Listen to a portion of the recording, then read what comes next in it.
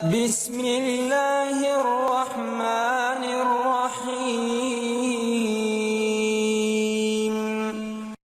رسول اللہ صلی اللہ علیہ وآلہ وسلم پر وحی کیسے نازل ہوتی تھی؟ صحیح بخاری حدیث نمبر 2۔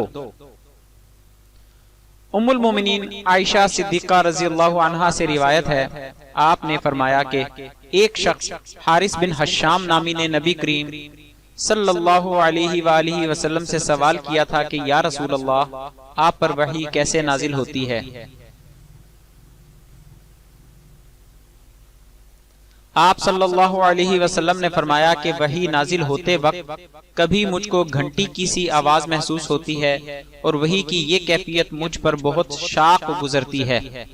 جب یہ کیفیت ختم ہوتی ہے تو میرے دل و دماغ پر اس فرشتے کے ذریعے نازل شدہ وحی محفوظ ہو جاتی ہے،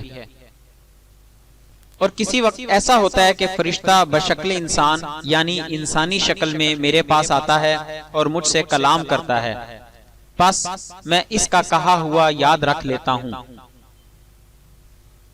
عائشہ رضی اللہ عنہا کا بیان ہے کہ میں نے سخت کڑاکے کی سردی میں نبی کریم صلی اللہ علیہ وسلم کو دیکھا ہے کہ آپ صلی اللہ علیہ وآلہ وسلم پر وحی نازل ہوئی، اور جب اس کا سلسلہ موقوف ہوا تو آپ صلی اللہ علیہ وآلہ وسلم کی پیشانی پسینے سے شرابور تھی۔ حدیث بالا میں وحی کی چند اقسام کا ذکر کیا گیا ہے۔ انبیاء علیہم السلام خصوصاً حضرت سیدنا و مولانا محمد رسول اللہ صلی اللہ علیہ وآلہ وسلم پر نزول وحی کے مختلف طریقے رہے ہیں۔ وحی کی 4 صورتیں ہیں۔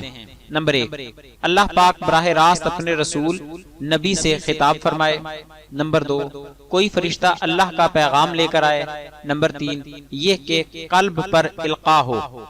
نمبر 4، یہ کہ سچے خواب دکھائی دیں۔ اصطلاحی طور پر وحی کا لفظ صرف پیغمبروں کے لیے بولا جاتا ہے، اور الہام عام ہے جو دوسرے نیک بندوں کو بھی ہوتا رہتا ہے۔ قرآن مجید میں جانوروں کے لیے بھی لفظ الہام کا استعمال ہوا ہے، جیسا کہ سورۃ النحل کی آیت نمبر 68 میں مذکور ہے۔ وحی کی مزید تفصیل کے لیے حدیث مبارکہ نمبر 3 دیکھیں۔ مزید اسلامی ویڈیوز حاصل کرنے کے لیے ہمارے چینل کو سبسکرائب کریں اور ہماری ویڈیوز کو لائک اور شیئر ضرور کریں۔ جزاک اللہ خیرہ۔